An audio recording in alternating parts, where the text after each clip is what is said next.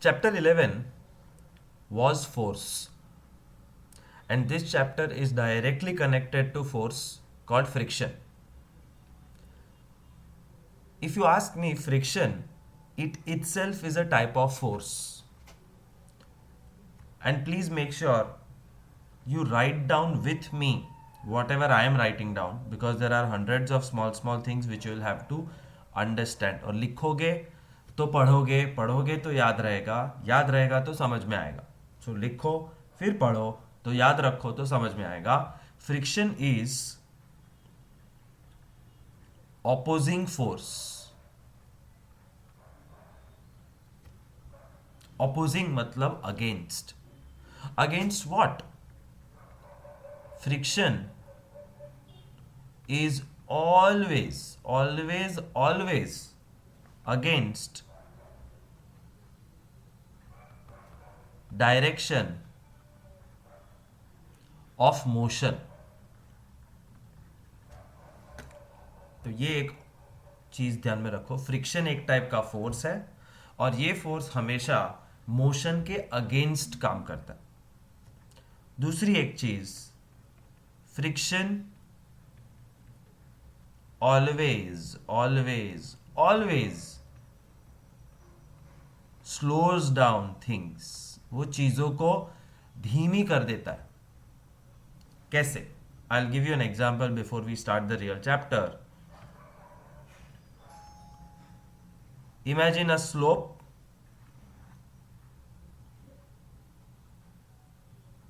This is a mountain. Mountain के ऊपर से एक बॉल को रोल किया. The ball starts to go down. Once the slope is over, the ball continues to go ahead. But the ball is slowing down and the ball finally will stop somewhere. तो ball की speed घटती जाती है. क्यों?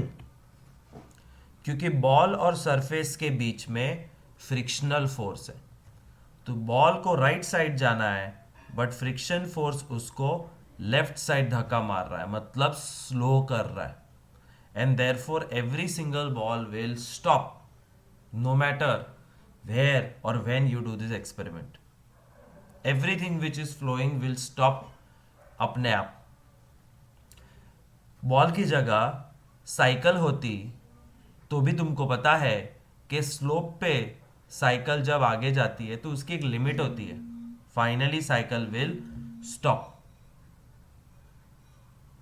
That is frictional force which is acting on the cycle.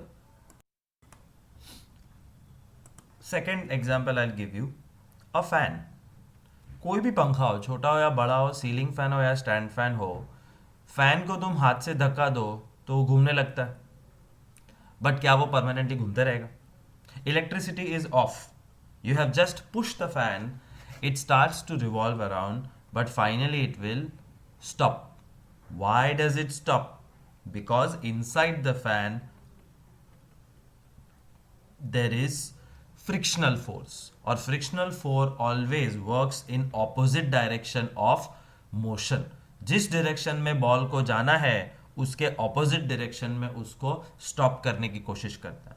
Fan को ऐसे घूमना है तो फ्रिक्शन फोर्स का डायरेक्शन उल्टा होगा और उसको धीरे धीरे स्लो कर देगा. तुम खुद सोचो, तुम्हारा फ्रेंड साइकिल चला के लेफ्ट टू राइट डायरेक्शन में आ रहा है.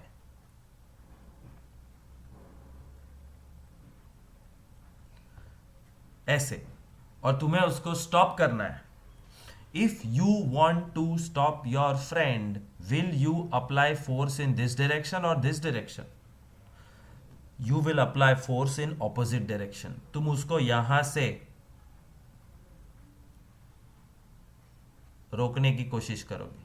हा सुई यो आम फ्रेंड ने रोको मैंने, मत जा मत जा मत जा. So you have to give force in opposite direction to stop something. પણ તમને આ ફ્રેન્ડ ગમતો નથી, તમને કે હાઈસ જાય, જલ્દી જા, તો तुम कौन से डायरेक्शन में फोर्स दोगे? ये डायरेक्शन में धक्का मारोगे कि भाग। तो फ्रिक्शन एक नेचुरल फोर्स होता है which is between two surface and it is meant to slow you down. The first paragraph of textbook tells you about friction, that it is a force present between two surfaces, any two surfaces, and surface मतलब पूरा ब्रह्मांड।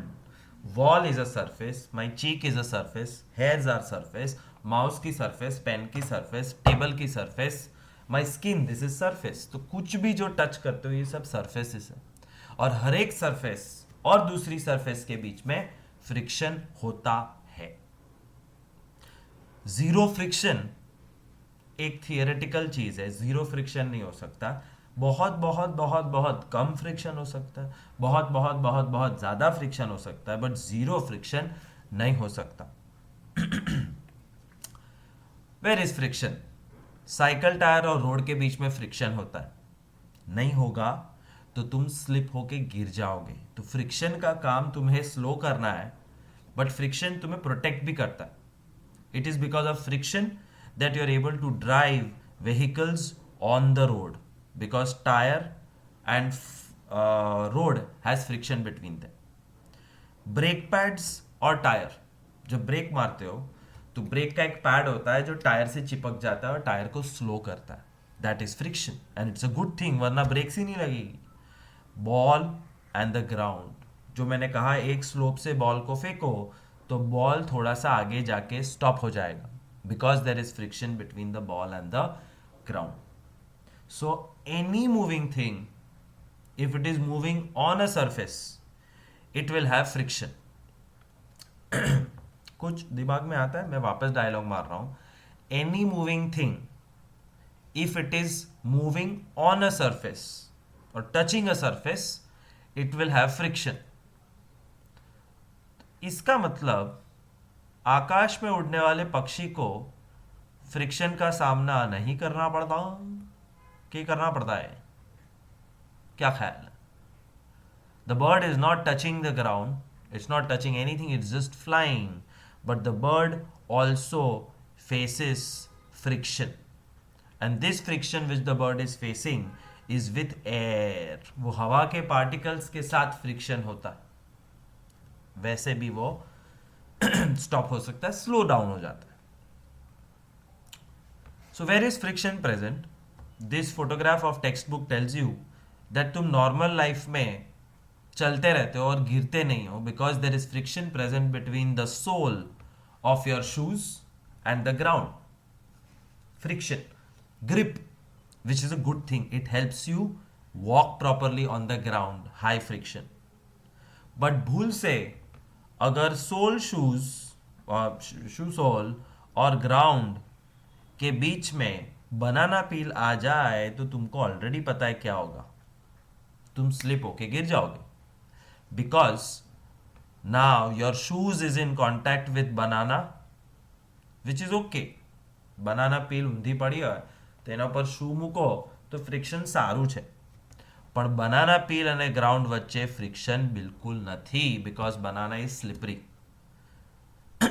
तो वो बनाना की surface का making ही ऐसा है, naturally वो ऐसा है कि वो ग्राउंड के साथ ग्रिप बना के नहीं रख सकता, therefore it slips, and this is called an example of low friction. So low friction means you will slip. एक बुक को टेबल के ऊपर लेफ्ट टू राइट या राइट टू लेफ्ट धक्का दो तो क्या होगा? बुक थोड़ी सी आगे जाएगी और बाद में स्टॉप हो जाएगी। Why does the book stop? When you push it on the table, थोड़ा आगे जो रुक जाती है। हाँ, पागलों की तरह पुश मत करना वरना वो गिर जाएगी, but push a little, it will go ahead, but it will not go ahead forever. It will stop. And why does it stop? Because of frictional force. But ये frictional force है कहाँ? It is पूरी book की surface और table की surface के बीच में, बुक और टेबल के बीच में, जहां पे भी बुक है उसका नीचे का सरफेस, ऊपर का नहीं, what you are seeing is ऊपर का सरफेस, but नीचे। So if I keep my mobile on the table, the friction is between this cover and the table. not on the top.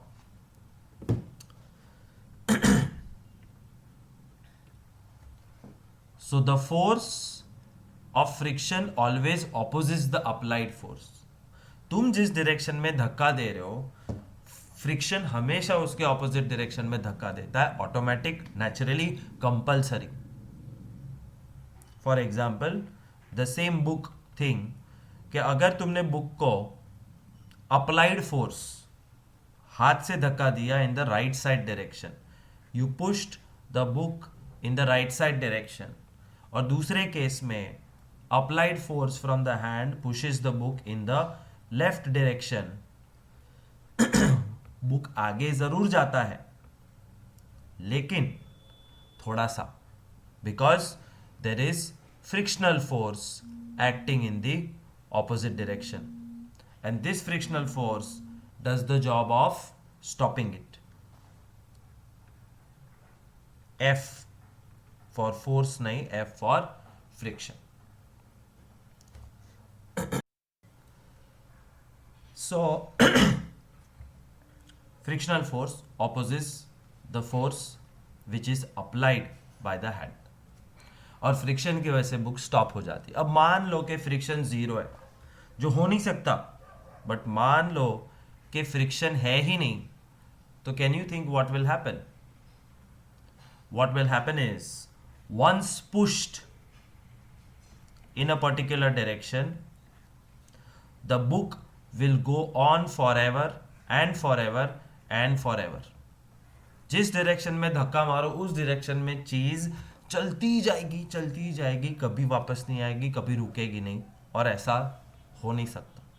Imagine you throw a ball in air and it just goes away, it never comes back. Impossible. ये possible कहां होता है पता है? That's your homework.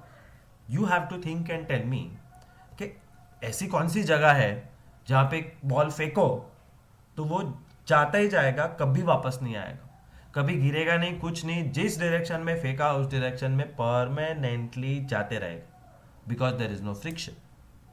Think and answer me on WhatsApp. So scientist found out के हर चीज के बीच में फ्रिक्शन होता है. कुछ फ्रिक्शन अच्छा है, कुछ फ्रिक्शन बुरा है. फॉर एग्जाम्पल,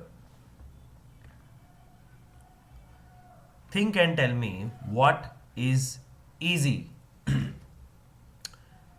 एक बुक जो टेबल पे पड़ी है उसको पुश करके आगे भेजना इजी है, या एक ब्रिक को पुश करके आगे भेजना इजी है? Book versus brick. Of course book is easy. तो बुक और ब्रिक में बुक को धक्का मारना इजी है, ब्रिक को थोड़ा सा डिफिकल्ट है. मतलब if I apply same amount of force 10 Newton, तो बुक तो हिलेगी आगे, लेकिन शायद ब्रिक ना हिले. 20 न्यूटन ब्रिक नहीं हिल रही, 200 न्यूटन ब्रिक भी आगे जाएगी. અંતે તો તમે જેટલો ફોર્સ વધારો તો વસ્તુ છેલ્લે તો ખસશે જ. तो फ्रिक्शन जो फोर्स होता है उसकी खुद की एक वैल्यू होती है, और वो वैल्यू बुक और टेबल के बीच में है, से 8 न्यूटन्स. और ब्रिक हैवी है तो ब्रिक का फ्रिक्शनल फोर्स की वैल्यू है 180 न्यूटन्स. तो अब समझो कि किसी भी चीज को अपनी जगह से हिलाना है या धक्का देना है तो you have to overcome that friction. Frictional force कहता है स्टॉप, डोंट मूव, और वो स्टॉप डोंट मूव को मूव बनाना है तुम्हें, तो you have to apply force which is more than the friction force, तो ही वो चीज हिलेगी. तो 10 newton was enough to move the book, क्योंकि बुक और सरफेस के बीच में 8 न्यूटन का फ्रिक्शन फोर्स था जिसने उसको रोक के रखा. बट तुमने धक्का मारा 10 न्यूटन का, तो बुक आगे चली गई. But brick will not move in 10 Newton's, because सामने 180 न्यूटन्स का स्टॉप है. सो 10, 20, 30 पुश पुश, आजा आजा हेल्प कर, पुश. और फाइनली जब तुम्हारा रफली 200 न्यूटन पहुंच गया तो ब्रिक आगे गई, फ्रिक्शन हार गया. So it's always a fight between you and friction. કોકવાર બોટલનું ઢાંકણું ખુલતું નથી. Your hand is applying force, but friction is applying force in opposite direction. और तुम्हें फ्रिक्शन को हराना पड़ता है अगर तुम्हें ढक्कन को मूव करके ओपन करना. एलोवेरा. सो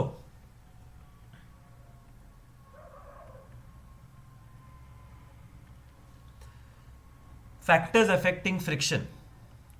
कौन सी चीज की असर फ्रिक्शन पे पड़ती है, किस चीज से फ्रिक्शन बढ़ता है और किस चीज से घटता है, उसका एक एक्टिविटी है ये. And it is very simple. Take a brick on a rough surface. Take a brick on a rough surface. It's a case of high friction, કારણ કે બ્રિક રફ હોય, સરફેસ બી રફ છે. more force is needed to move the brick. 50 kilo. હવે કેવી રીતે ખબર પડે કે 50 કિલો ફોર્સ લગાવ્યો? તો બ્રિકને એક દોરો બાંધવાનો અને એ દોરાની તરફ એક સ્પ્રિંગ બેલેન્સ લગાવવાનો અને પછી એને ખેંચવાનું.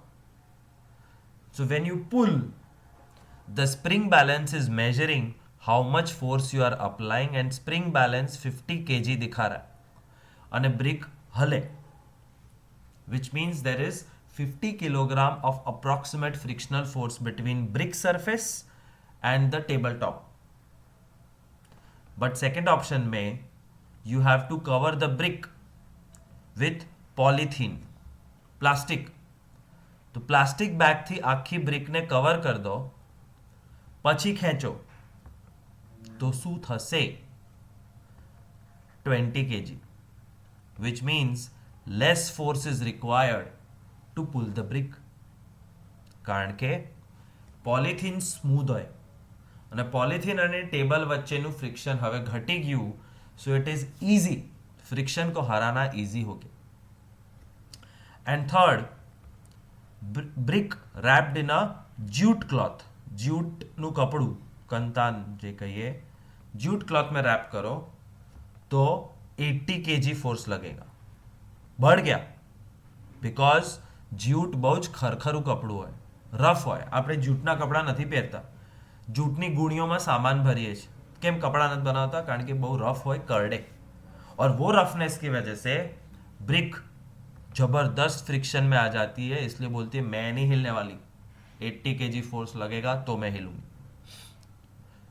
Moral of the story, what type of surface it is affects the frictional force.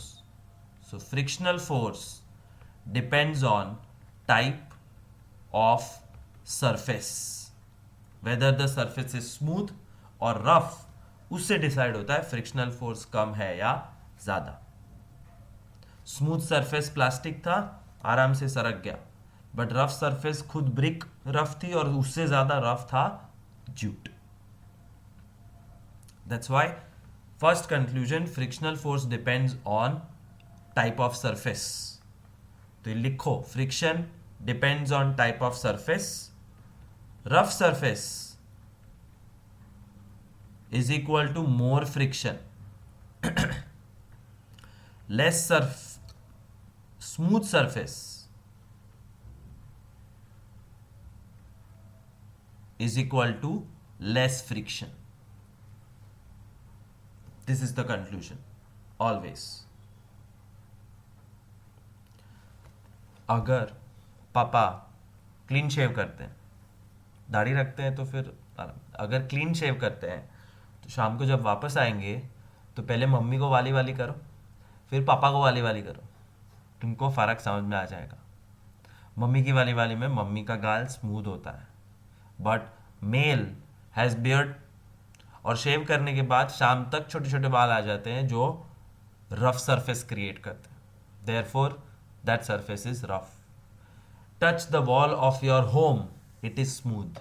But touch the outer wall of your building, it is rough. So smooth and rough surfaces समझना easy होता है, more or less पता चल जाता है. Anyways, spring balance is a gadget which has a spring inside it. અંદર એક મોટી સ્પ્રિંગ હોય અને તમે ખેંચો, અને જ્યારે ખેંચો તો એ સ્પ્રિંગ તમને અહીંયા મીટર બતાવે કે કેટલા કિલોગ્રામ ફોર્સ તમે અપ્લાય કર્યો છે. So spring balance is a device which tells you how much magnitude of force you have applied. And didn't I tell you that force contains two things inside it? આની પહેલાના ચેપ્ટરમાં સિખવાડ્યું હતું, ફરીથી revise કરું, this is very important. Force के अंदर दो चीजें होती है, मैग्नीट्यूड અને ડિરેક્શન. અને magnitude is nothing but a number 1, 11 और 500.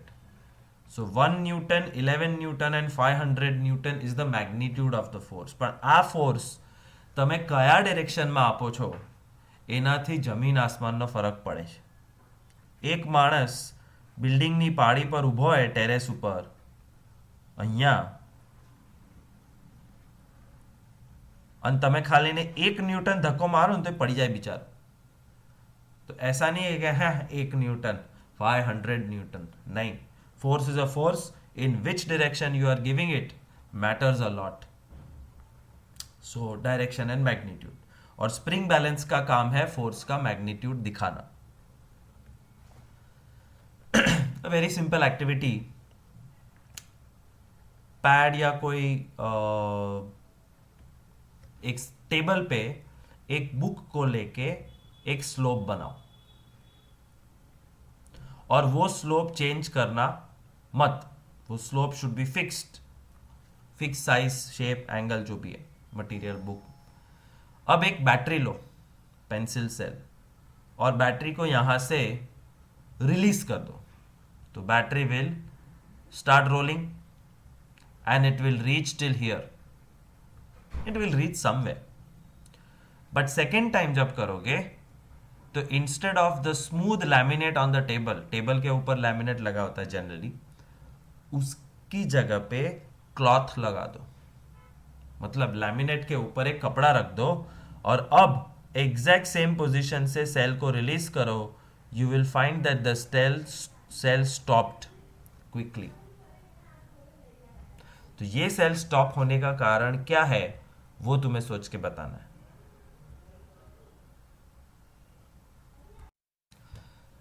The reason is friction. Cloth एक रफ सरफेस है, और रफ सरफेस में हाई फ्रिक्शन होता है. लैमिनेट एक स्मूथ सरफेस है, और स्मूथ सरफेस में कम फ्रिक्शन होता है. So again we have concluded the same thing, that the force of friction depends on the type of surface, smooth और रफ. ज्यादा फोर्स का मतलब है कि वो ज्यादा लंबा जाएगा नहीं, स्टॉप हो जाएगा. और मेरा सवाल अभी भी वही है कि ऐसे कैसे तुम सेल को फेंकोगे कि वो कभी रुके ही नहीं, जाते जाए. सोच के बताना. आगे जाते हैं. फ्रिक्शन होता क्यों है? दैट्स द मेन क्वेश्चन, कि फ्रिक्शन आया कहां से, वो भी automatic, between every surface. The friction comes because of irregularities on the to surfaces. कोई भी दो सरफेस हो, मम्मी का गाल, पापा का गाल, मेरे बाल, दीवार, लैमिनेट, कोई भी सरफेस हो, every surface it just looks smooth. But microscope के अंदर अगर इस सरफेस को देखोगे तो it has a lot of imperfections. Rough surface होती है, बट माइक्रोस्कोपिकली रफ, बाहर से भले स्मूथ दिखे. So this is the laminate of the table. उसके ऊपर बुक रखिए, बुक अपने आप गिर नहीं जाती. ટેબલ થોડું સ્લોપમાં બી હોય ને તો બી બુક મૂકી શકીએ, બુક પડશે નહીં. કારણ કે જે બુક અને ટેબલ વચ્ચેની સરફેસ છે, જે ટચ થાય છે, उसको तुम मैग्नीफाई करो, और मैग्नीफाई करके देखो तो ये है बुक, ये है टेबल, भले लैमिनेट स्मूथ है बट माइक्रोस्कोप के अंदर लैमिनेट स्मूथ नहीं है, रफ है। और ये रफ सरफेस बुक की रफ सरफेस के साथ लॉक हो जाती, लॉक, अब ये हिलेगी नहीं। So this interlocking of two surfaces, this interlocking of the roughness of two surfaces is called friction. इसकी वजह से फ्रिक्शन पैदा होता है। तो अगर तुम्हें जीरो फ्रिक्शन वाला कुछ बनाना है तो you have to make sure कि top surface and bottom surface are absolutely smooth. એટલે ગમે તેટલો માઇક્રોસ્કોપની અંદર તમે મોટું કરીને જુઓ, તમને સ્મૂથ લાइन દેખાવી જોઈએ, બટ ये इजी नहीं होता क्योंकि 99.9999% सर्फेसेस आर रफ। बट जब उसको नॉर्मल दुनिया में देखते हैं तो वो रफनेस हमें दिखती ही नहीं है। देखो दो स्ट्रेट लाइन दिखती, तो roughness we can not see but it is present, therefore friction is present everywhere between every surface. So why is friction caused? Friction क्यों होता है? उसका आंसर है friction is all because of microscopic irregularities on the two surface. Rough surface के अंदर large irregularities are there, therefore more interlocking is there, therefore more friction। તો આટલું બધું લોક થઈ જાય પછી આ હાથ લેવો મુશ્કેલ પડે, પણ થોડુંક જ ઇન્ટરલોકિંગ હોય then it is very easy to move your hand, but full interlock then it's not easy to move। So rough surface has large irregularities, more interlocking, therefore more friction, and smooth surface has small irregularities, therefore less interlocking, therefore less friction।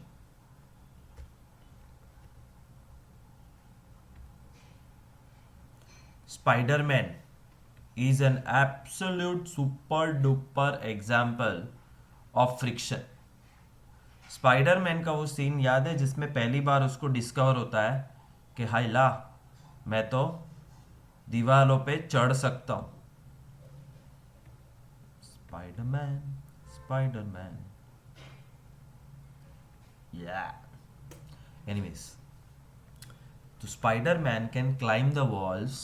The reason is his hands, the surface of his hands or his suit or whatever has microscopic irregularities, and these microscopic irregularities fit inside the microscopic irregularities of the wall, and therefore he is able to climb the walls by creeping onto it। पर આપણે ચડવાની કોશિશ કરીએ તો કંઈ નહીં થાય। तो Superman Spiderman बनने की कोशिश मत करना क्योंकि स्पाइडरमैन के पास फ्रिक्शनल फोर्स है। Alright, it is obvious that the force of friction will increase if two surfaces are pressed harder. तो मैं, और वो एक्चुअली एक्टिविटी है ही नहीं टेक्स्ट बुक में जो इसमें कर सकते हैं आराम से, ब्रिक वाले में, कि friction we concluded many times that frictional force depends on type of surface. पर एना सिवाय एक बीजी एक्टिविटी कराए, एक तरफ बे ईंट लो, एक नहीं बे,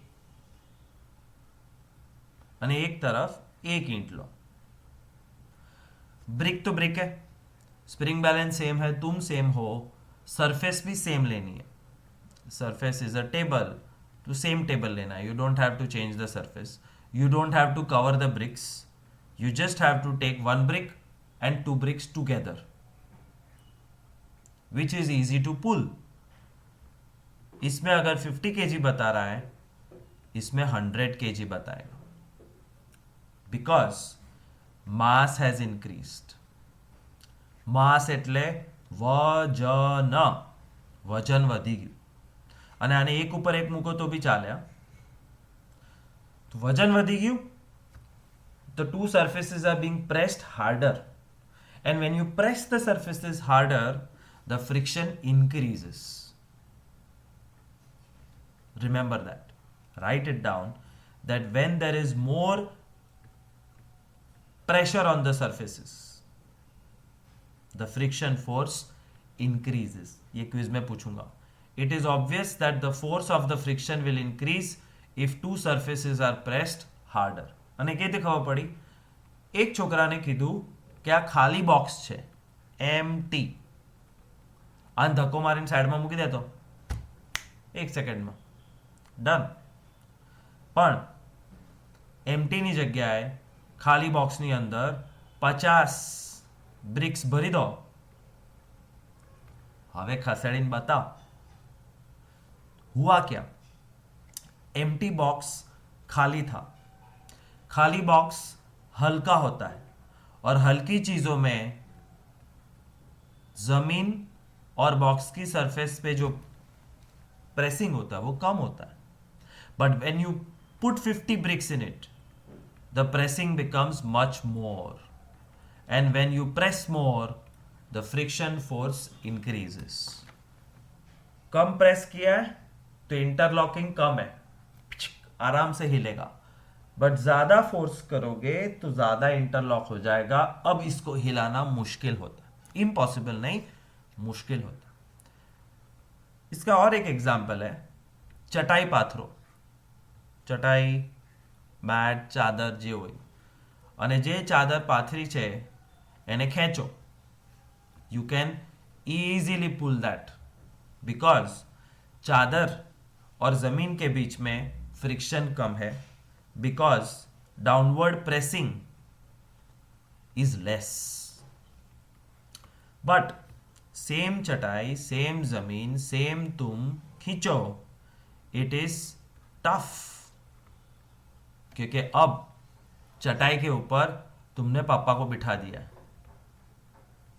और पापा बैठ के लड्डू खा रहे हैं टोपी पहन के. तो अब खींचना मुश्किल है, because when dad sits on the चटाई, द फोर्स ऑन द चटाई increases too much, therefore there is more pressing. और ज्यादा प्रेस करने से फ्रिक्शन फोर्स बढ़ जाता है. चीज खमण्યું કોઈ દિવસ મમ્મી ચીઝ સેન્ડવિચ ખાવી છે તો ચીઝ ખમણવા માટે ખમણી હોય અને ચીઝ હોય. આદુ, ચીઝ તો બી ઇઝી છે. આદુ લો, આદુ, અદરક, ginger, and when you take ginger and grate it, तो पंपाड़वाती नहीं था, उसको दबाना पड़ता है, क्योंकि दबाओगे तो फ्रिक्शन बढ़ेगा, तो आदू खमणी सकासे.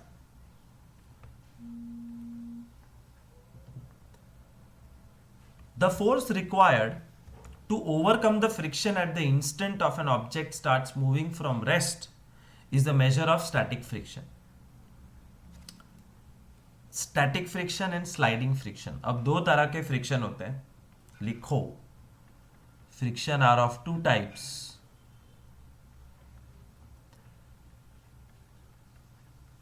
Static, sliding. स्टैटिक फ्रिक्शन એટલે જે વસ્તુ ડેડ છે, એક જગ્યાએ બસ પડી છે, એની અને સરફેસની વચ્ચે સ્ટેટિક ફ્રિક્શન છે. પણ જે વસ્તુ ફરી રહી છે, દોડી રહી છે, હલી રહી છે, એની વચ્ચે સ્લાઇડિંગ ફ્રિક્શન છે.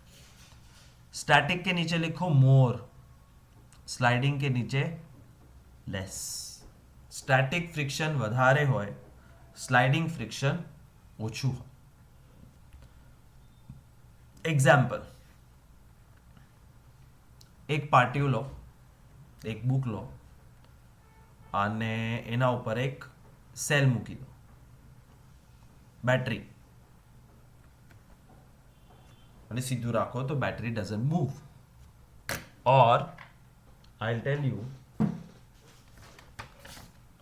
just a piece of paper and a pen. The pen does not move because there is friction between pen and paper. This is called static friction. હવે હું એને ટિલ્ટ કરું pen started to roll. Pen did not slip, pen was rolling. And when something is rolling, तो third type का friction आता है rolling friction. And rolling friction is the least, સૌથી ઓછું. તો ફરીથી આ સરફેસ છે, સરફેસ ઉપર એક દાંતિયો મૂકું છું, કોમ. तो फिलहाल वो एक जगह पे खड़ा है, that is static friction. But now it is sliding, that is called sliding. This cannot roll, it's not a round thing. तो ये है सीधा रहना है. Okay, last try.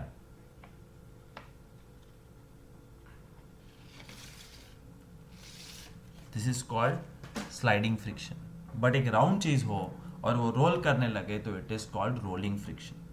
तो पेंसिल सेल जब एक जगह पे खड़ा है तो स्टैटिक फ्रिक्शन, बट वो जब रोल करने लगेगा तो it will be rolling friction. But what will happen if you keep the pencil cell like this?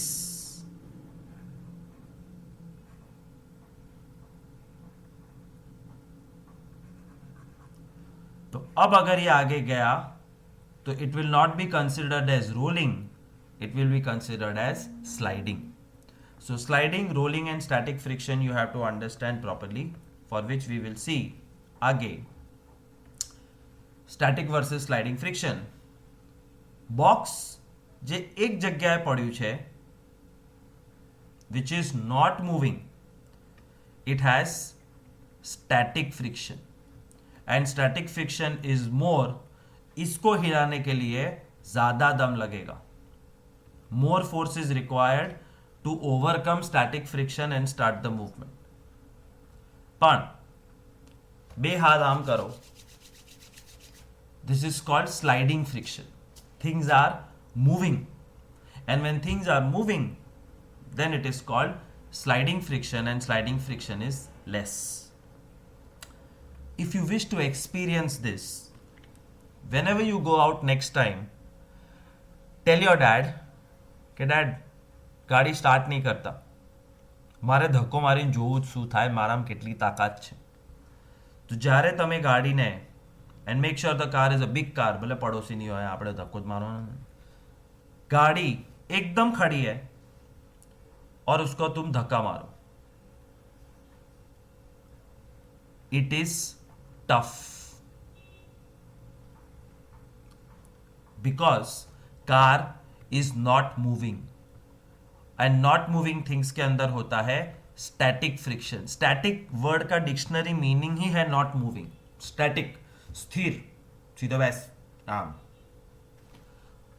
But अगर कोई अंकल या आंटी गाड़ी को थोड़ा सा धक्का मार के दे, સ્ટાર્ટિંગનો જે ધક્કો મારવાનો હોય એ કોઈ તમને મારી આપે, પછી તમે જોડાઓ, તો you will feel that it is easy to push the car. તમે એકલા પણ ગાડીને ઓર આગળ સુધી લઈ જઈ શકશો, because somebody pushed it for you and started the motion. અને જ્યારે મોશન સ્ટાર્ટ થઈ ગઈ તો સ્ટેટિક ફ્રિક્શન की जगह हो गया સ્લાઇડિંગ ફ્રિક્શન. પણ ગાડીના પૈડા ગોળ છે એટલે સ્લાઇડિંગ ખોટો શબ્દ છે. આન્સર આવે rolling friction. Static became rolling.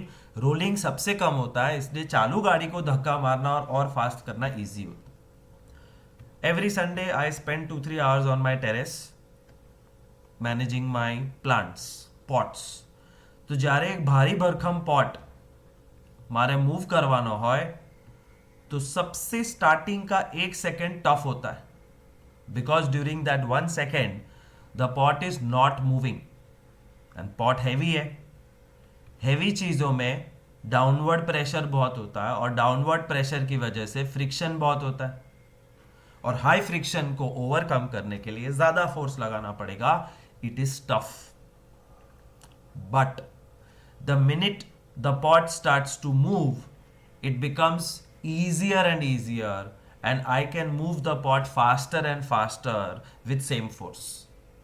કારણ કે જેવું એ હલવા લાગ્યું, it became sliding friction. આમાં rolling નથી, nothing is going to roll, it is sliding. So in ascending order सबसे छोटा या कम फ्रिक्शन होता है रोलिंग, फिर होता है स्लाइडिंग, और फिर होता है static. Remember these 3 types of friction depending on the shape of the object. Let's read the textbook. When a box starts sliding, the contact point on the surface do not get enough time to lock into the contact points on the floor. So sliding friction is smaller than static friction. Sliding static से कम क्यों है? Static में आम थઈને બેસી ગયા છે, ये fit होके बैठ गया है, अब इसको हिलाना मुश्किल है. बट रोलिंग फ्रिक्शन में यही 2 सरफेस होती है, but before it can lock चीज आगे चली जाती, लॉक होने से पहले ही आगे चली जाती है. सो स्लाइडिंग फ्रिक्शन में टाइम नहीं है to interlock properly, and therefore it is less. That friction is less, things are easy to move. एक જામ થયેલો પંખો હોય એને ગમે તેટલો ધક્કો મારો હલતો જ નથી, પણ એકવાર કોઈ જોરથી ધક્કો મારી આપે તમને, પછી તમે એને ધક્કો મારી શકશો, કારણ કે સ્ટેટિક बिकेम रोलिंग फ्रिक्शन. तो बॉक्स जब स्टैटिक होता है तो डिफिकल्ट होता है मूव करना, बट एक बार हिलने लगा तो वो इजी हो जाता है to push. Nail is fixed in the wall because of friction. अगर फ्रिक्शन नहीं होता तो वॉलની અંદરના બધા ખિલ્લા અત્યાર સુધીમાં નીકળી ગયા હોત. તો ये फ्रिक्शन है. कौन सा फ्रिक्शन? स्टैटिक फ्रिक्शन, जो उसको अंदर दबा के रखता है.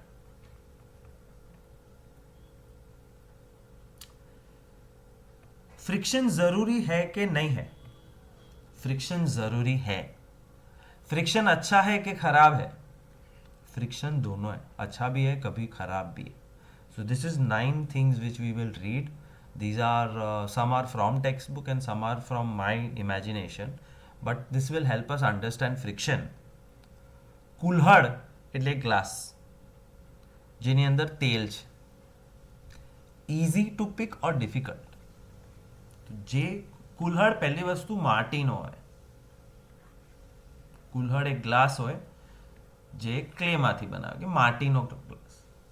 હવે એની અંદર તમે તેલ ભર દો તો ક્લે પોરસ होता है. So whatever oil you have filled inside, that oil will come out on the surface. અને જ્યારે તેલ બહાર આવે and now you are trying to hold it, it will slip.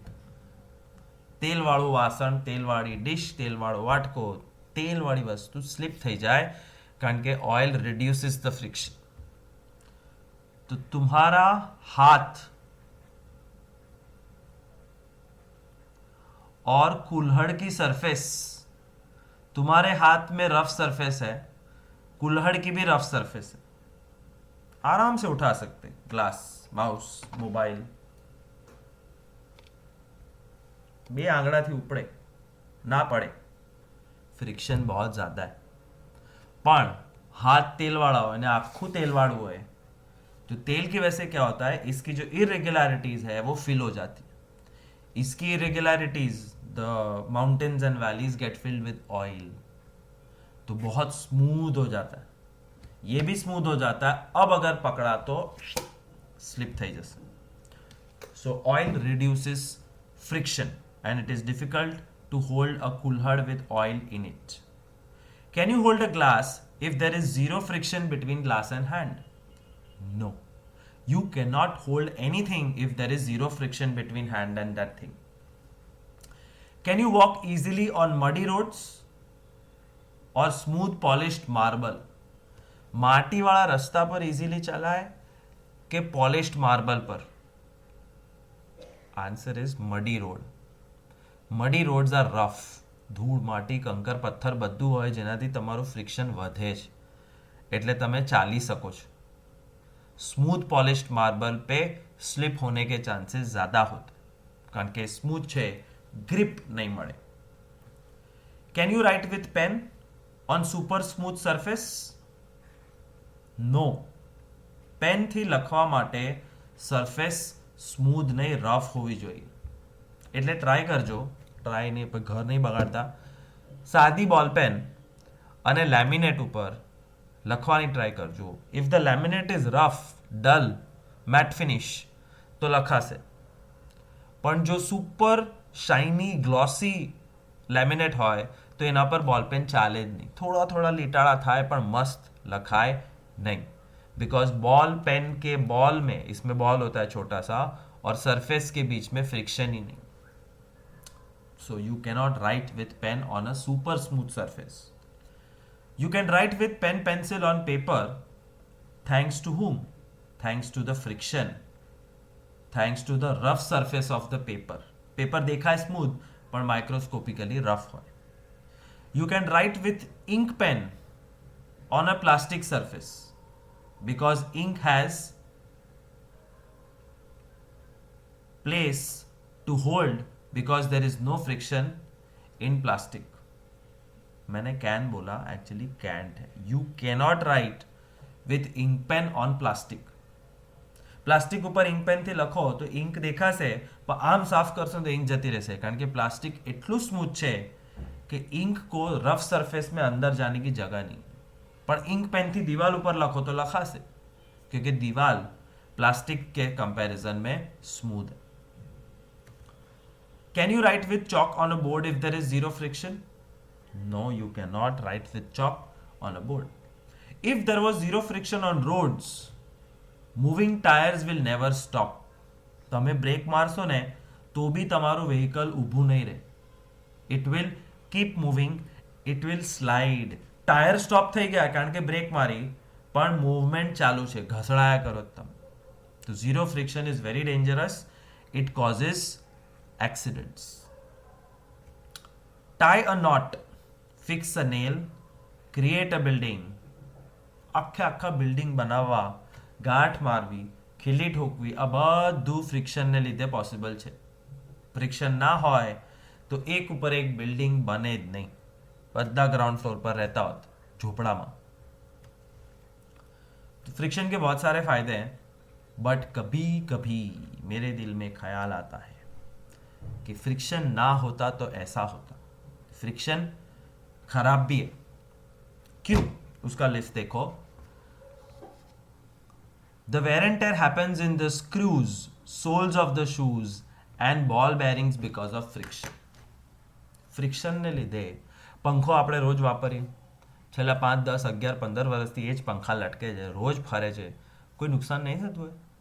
થાય. There is internal damage in the ball bearing of the fan. અને એક time એવો આવશે જ્યારે બોલ બેરિંગ ખરાબ થઈ જશે. તો ફ્રિક્શન की वजह से वो खराब हो गया, घिस गया. સોલ્સ ઓફ ધ શૂઝ, ચપ્પલ બૂટ બહુ વાપરો તો નીચેથી ઘસાવા લાગે, મોજા તો ફાટી જ જાય છે. સોલ્સ ફાટતા નહીં હોય પણ મોજા ફાટી જાય છે, કારણ કે socks are in constant friction inside the shoe. અને સ્ક્રૂ કાટઘાલ કરો તો એ ખરાબ થઈ જાય. And this is called wear and tear, ઘસારો. Worn out foot bridges at railway station. Railway સ્ટેશનનું બ્રિજ જોજો, તેમાં નીચે જે પથ્થરો હોય ને, લાકડાનો કે માર્બલનો, એ ઘસાઈ ગયો, કારણ કે આખો દિવસ એટલા બધા લોકોના ચપ્પલ બૂટ ઘસાતા રહે that the bridges of railways are worn out. Friction is bad because it creates heat. પંખો જ્યારે બંધ હોય ત્યારે ટચ કરજો ઉપર ચડીને, it will be normal temperature, it will be cold. But run that fan for just 5 minutes. 5 જ મિનિટમાં પંખો ગરમ થઈ જશે, અડી બી ના શકાય. And that heat is created because of friction. બહુ ઠંડી લાગે તો આપણે શું કરીએ? This is friction which is creating heat. ગમે તેવું ફ્રિક્શન હોય, હીટ ક્રિએટ કરે જ. Rub your palm for 1 minute, they will become hot. Matchstick catches fire due to friction between the matchbox and the stick. દીવાસળી, એ friction છે એટલે spark થાય, અને સ્પાર્ક થાય તો આગ લાગે. તો આ સારું બી છે અને ખરાબ બી. સારું એટલે कि फ्रिक्शन वगैरह माचिस जलावी नहीं सका. Try this at home. माचिस की डिब्बी लो, मम्मी पापा साथ में होने चाहिए, दोनों तरफ तेल लगा दो, भारो भार तेल लगाई दो અને પછી ચાલુ નહીં થાય, because oil reduces friction. But oil ના હોય તો તમને ખબર છે કે માચિસ પેટાવવી ઇઝી છે. But don't try actually at home because oil is flammable. તેલને માચિસ ઘરમાં ભડાકા કરશું એટલે કંઈ ના કરતા મહેરબાની યુટ્યુબ કરો, search for a video, you will get it. Let somebody else take the risk. Mixer, grinder, fan, they all become hot, and this heat is loss of energy, जो अच्छी बात नहीं. कोई भी मशीन का गर्म होना अच्छी बात नहीं. Fridge, TV, washing machine, AC, पंखा, ट्यूबलाइट, बल्ब, બધી ઇલેક્ટ્રિકલ વસ્તુ ગરમ થાય છે, and that heat is loss of energy. And some are due to friction and some are not due to friction. તો જે ટ્યુબલાઇટ છે એ ટ્યુબલાઇટ લાઇટને લીધે ગરમ થાય છે, which has nothing to do with friction.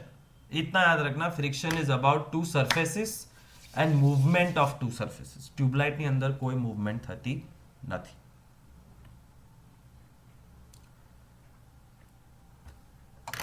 तो फ्रिक्शन अच्छा भी है, बुरा भी है. Can we control friction? Yes, we can control it to a limitation. एक लेवल तक कंट्रोल कर सकते हैं. तुम्हारे गली में एक कुत्ता है, रामलाल, वो रामलाल को तुम कंट्रोल कर सकते हो? हाँ और ना दोनों. तुम उसको रोज दूध पिलाओ, तो जहां ले जाओगे वो आएगा, बट उसकी एक लिमिट है. तुम उसको पीछे भगाओगे एक्टिवा पे तो वो 100 मीटर आएगा तुम्हारे पीछे, वो 10 किलोमीटर दूर गांधीनगर नहीं आने वाला है. So there is a limit how much you can control friction. और फ्रिक्शन कंट्रोल करने का पहला उपाय, use rubber. Rubber increases the friction. તો જ્યાં તમારે સ્લીપ નથી થવું ત્યાં ફ્રિક્શન વધારવાનું છે, અને ફ્રિક્શન વધારવા માટે યુઝ रबर. तो जूते के सोल्स रबर से बनाते हैं और टायर रबर से बनाते हैं, क्योंकि गाड़ी को स्लिप होना नहीं है वरना एक्सीडेंट हो जाएगा. बट जहां पे तुमको रिड्यूस करना है, यूज पाउडर. कैरम बोर्ड में why do we put powder? So that friction reduces and so that the coins can smoothly and easily float on the surface of the carom board. સાયકલની ચેનમાં oil નાખે છે. Oiling is one way of reducing friction. હિંચકા ખાતા હોય, કચોડ કુચોડ ચીંચું આવાજ આવે તો બી oil નાખે, કારણ કે લોખંડના પાર્ટ્સ અવાજ કરે છે. અંદર તેલ નાખો, ફ્રિક્શન ઓછું થશે. ફ્રિક્શન ઓછું થશે તો અવાજ ઓછો થશે. ये घर पे ट्राई कर सकते हो. I don't know whether you can listen or not. Here. आवाज आया because surface is rough. आवाज बंद करना है तो बराबर तेल लगाओ, અને તેલ લગાવીને કરો, આટલો મોટો અવાજ નહીં આવે. તો we can achieve a lot by trying to reduce or increase friction. આ દેખા, આ સ્મૂથ છે, પણ આ સ્મૂથ નથી. Shiny, not shiny. અહીંયા મારે પકડવાનું છે. I need grip, therefore it is not smooth. Look at this ball pen. બધું સ્મૂથ છે, પણ અહીંયા આ રબર છે. This is rubber so that I get a good grip. બોટલના ઢાંકણા ઉપર થોડુંક થોડુંક ડિઝાઇન હોય. That design is to increase the grip. So we have invented a lot of things which increase the grip, matlab increase friction, and few places we want less friction. Pharmaceutical company दीवाल ऊपर special paint लगावे છે, और वो special paint इतना smooth है और बहुत महंगा होता है, so we don't use it at home. But why? The reason is spiders and insects, they all start their journey from outside to inside, और इनसाइड से वो दीवार के ऊपर चढ़ के ऊपर जाला बनाते हैं. बट ऊपर चढ़े कैसे? दीवार से. They can climb the wall, But if a special paint is applied, it reduces the friction so much કે કીડી મકોડા કોકરોચ ઉપર ચડી જ નથી શકતા. તો પ્લેટફોર્મ ઉપર, કિચનના પ્લેટફોર્મ પર તમે કીડી મકોડો કે વાંધો જોયો હોય, એનો મતલબ તમારા કેબિનેટમાં ફ્રિક્શન છે, એ ચડી ગયો ઉપર. પણ સ્મૂથ મટીરિયલથી બનાવો તો એ ઉપર ચડી નહીં શકે.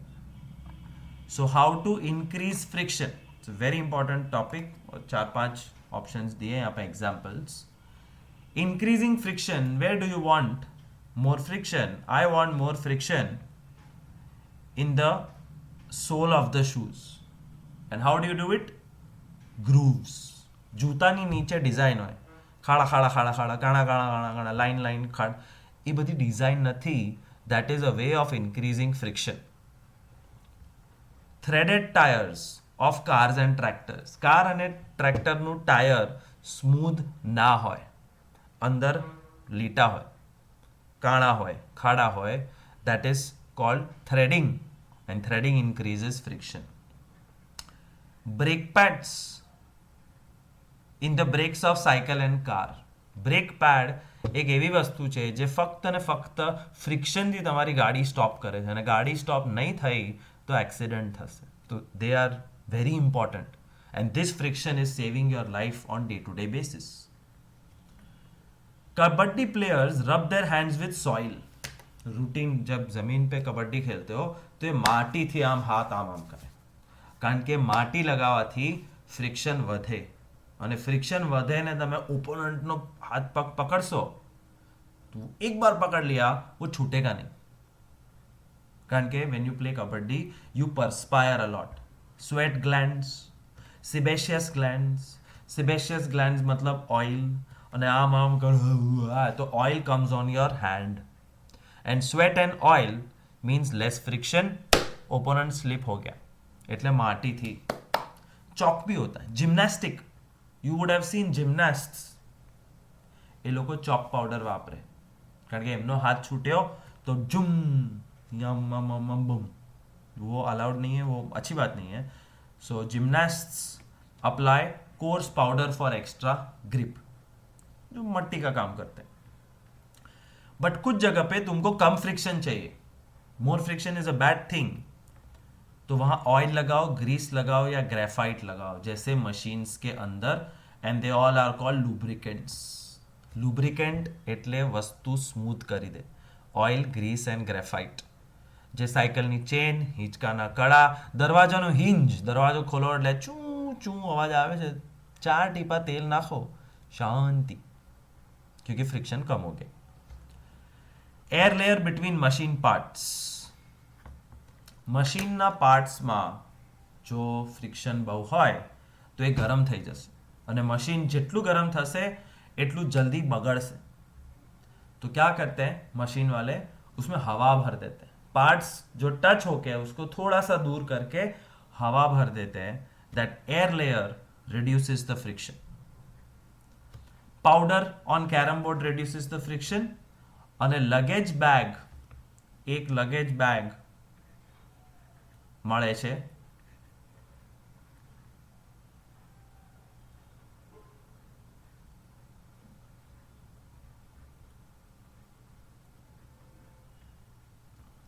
આ 20 રૂપિયામાં મળે. सेम साइज सेम मटेरियल अब 200 रुपये में મળે, तो भी હું 200 वाली લઈશ, क्योंकि इसमें व्हील्स है, और व्हील्स की वजह से रोलिंग फ्रिक्शन होता है, एंड रोलिंग फ्रिक्शन की वजह से it is very easy to carry this bag. एक बच्चा भी खींच सकता है. बट पहले के ज़माने में ये आइडिया ही नहीं आया था, तो सारी बैग्स नॉर्मल होती थी जो उठा के घूमना पड़ता कि तो घसड़वी પડે, અને ઘસડો એટલે sliding friction, and sliding friction ज़्यादा होता. So there are places where we want to reduce friction, there are places we want to increase friction, and we are achieving both by different techniques. Bag 200 वाली, you can see the wheels, और मैंने तुमको already बताया कि जहाँ wheels होते हैं जो गोल गोल हो रहे हैं, this is called rolling friction.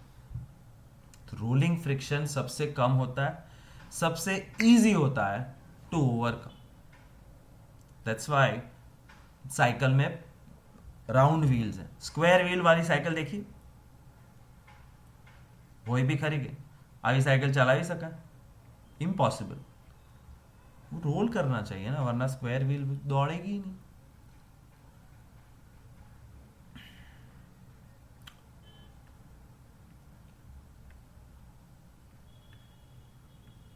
When one body rolls over the surface of another, the resistance to its motion is called rolling friction. जब एक सरफेस पे दूसरी तरफ सरफेस गोल गोल गोल गोल जा रही है, जो पड़ेगी, कारण के it was rolling friction, easy to roll. Rolling reduces the friction. It is always easier to roll than to slide the body. ઘસડવા કરતા રોલ કરવું ઈઝી છે. પેલા સિલિન્ડર હોય ને, ગેસ સિલિન્ડર, એ ગેસ સિલિન્ડર વાળાને જોજો, ગેસની કોઠી એ આમ ઘસડતો નથી. એ ગેસની કોઠીને સાઇડવેઝ કરી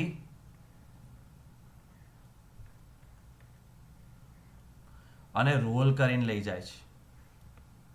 રોલિંગ ઇઝ ઇઝી, घसड़વું मुश्किल हो तो फ्लैट सरफेस पे घिसोगे तो डिफिकल्ट होगा. That is the reason it is convenient to pull the luggage fitted with rollers. Can you now understand why the wheel is said to be one of the greatest inventions of mankind? Wheel changed our life forever. And today also, रोज एक माड़ा करवी જોઈએ, thank you wheel, because wheel has made our life very easy. Rolling friction is smaller than sliding friction. Sliding is replaced in most machines by rolling by use of ball bearing. Ball bearing એક બહુ simple વસ્તુ છે. Google પર photo જોઈ લો કે YouTube પર એક video જોઈ લો 10 સેકન્ડનો. બોલ બેરિંગ બેઝિકલી એક રિંગ હોય, એની અંદર બીજી રિંગ હોય, અને આ બંને રિંગની વચ્ચે લોખંડના બોલ્સ હોય, છરા કહેવાય ગુજરાતીમાં. સાયકલવાળાના ત્યાં જાઓ, સાયકલ રિપેરિંગ શોપમાં, તો નીચે ધૂળ માટીમાં 10 પડ્યા જ હોય કે બાઇક રિપેરિંગ વાળાને. और ये छरों की वजह से, अरे डांडिया है डांडिया, ये तो पता ही होगा, बॉल बेरिंग वाला डांडिया, आंगड़ी कृष्ण भगवान ने जेम फरे. So ball bearings are a common example which are used in the hubs and axle of ceiling fans and bicycle. સાયકલના ટાયરની વચ્ચે આ હોય, હિંચકા આમ થાય એની વચ્ચે આ હોય, पंखो फरे એની વચ્ચે આ હોય. मैक्सिमम मशीन जिसमें कुछ घूम रहा है उसमें बॉल बेरिंग होता है, बिकॉज बॉल बेरिंग की वजह से बहुत बहुत बहुत कम फ्रिक्शन होता. મિક્સરની અંદર હોય, કોઈ પણ હલતી વસ્તુ, ફરતી વસ્તુમાં ખાસ હોય. And the last topic is fluid friction. तो कितने फ्रिक्शन हमने देखे? सबसे हैवी और सबसे ज्यादा स्टैटिक फ्रिक्शन होता है. इसको ओवरकम करना मुश्किल है, बहुत ज्यादा दम लगेगा. स्टैटिक से कम होता है स्लाइडिंग फ्रिक्शन, और स्लाइडिंग फ्रिक्शन मतलब मूविंग चीजों में होता है, उसमें कम दम लगता है. उससे भी easy rolling friction which is lowest. एक बच्चा भी 20 किलो की भरी हुई बैग को खींच लेता है. वो उठा नहीं सकता है बट खींच लेता है. और last is fluid friction.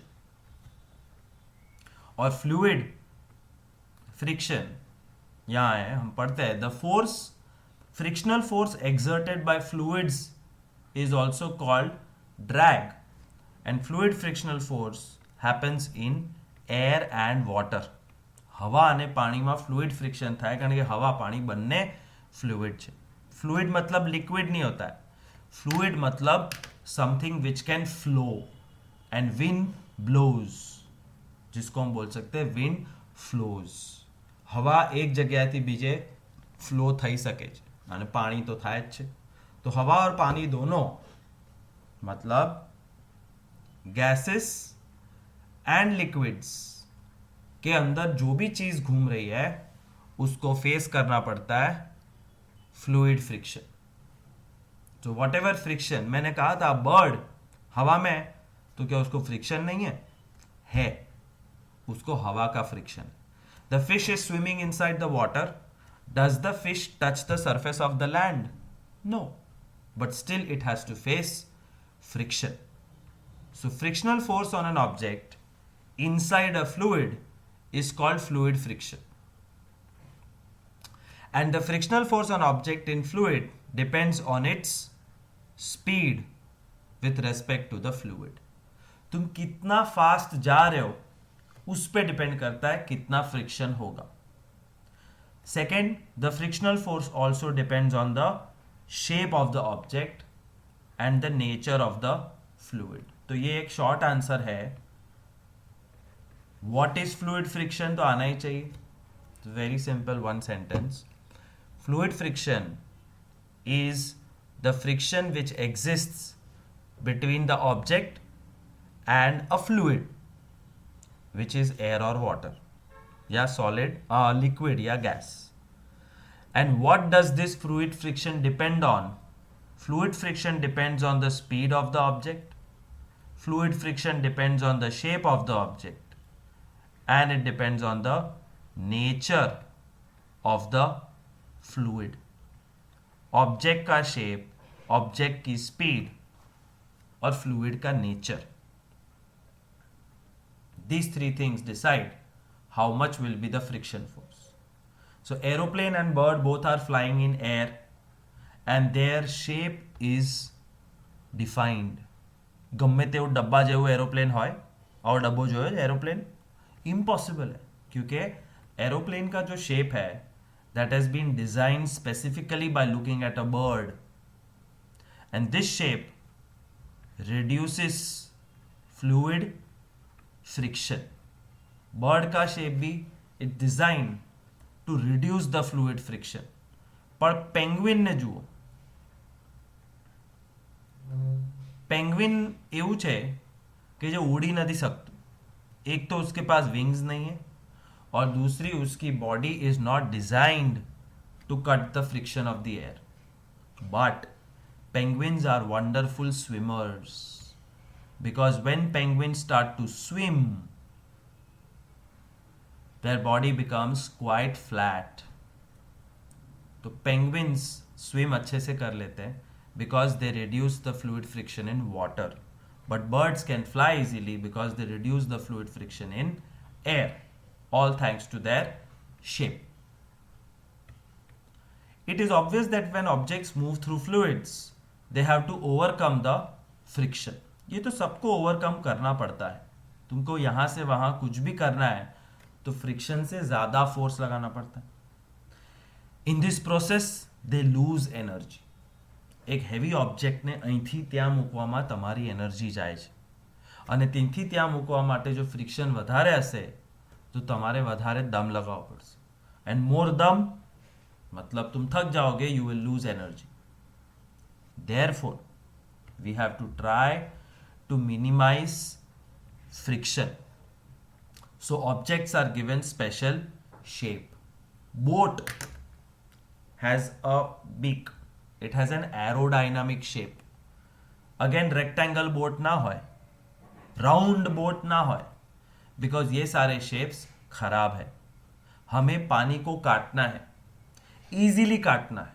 We want the boat should go fast, and if you want your boat to go fast, there has to be a special shape of the boat, like a fish. Where do you think specialists, scientists get hint for these special shapes? From nature. Aeroplane का shape और ship और submarine का shape हमने birds और fish को देख देख के बनाया. When we observe their body shapes, we understand that they are best to cut the friction, to reduce the friction. और कम फ्रिक्शन की वजह से कम एनर्जी यूज होती है. And therefore they can swim easily, they can fly easily. Therefore, all vehicles are designed to have special shapes to reduce fluid friction. कोई भी गाड़ी જે 200 કિલોમીટર પર આવરની સ્પીડ પર 300 કિલોમીટર પર આવરની સ્પીડ પર ભાગવા માટે બનાવી છે એ ગાડીનો શેપ હંમેશા એરોડાયનામિક હશે. means that car will be flat because flat car can cut the air easily. Truck on the contrary, ટ્રકનો શેપ ફ્લેટ નથી, ડબ્બા જેવો છે. ટ્રકની આગળની કેબિન કેવી હોય? ડબ્બો હોય અને પાછળ એનું वाई? बिकॉज क्या ट्रक को एयर काटने की जरूरत नहीं है? बट ट्रक का काम हाई स्पीड पे जाना नहीं है. ट्रक का काम वजन को उचक के लेके जाना है. तो truck does not need to go fast, therefore shape of truck is a डब्बा.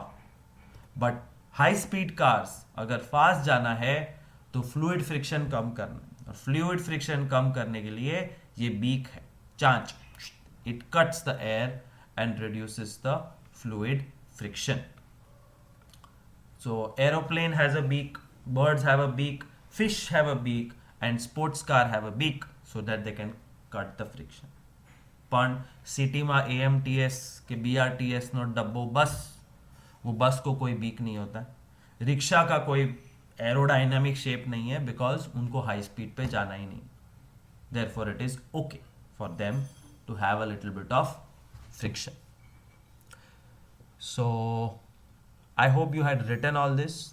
You can see the video again, and quiz will happen on this chapter as usual immediately after the lecture. But तुम्हारी unit test है, so I suggest that you study for the unit test first and then quiz we will take later on. Thank you.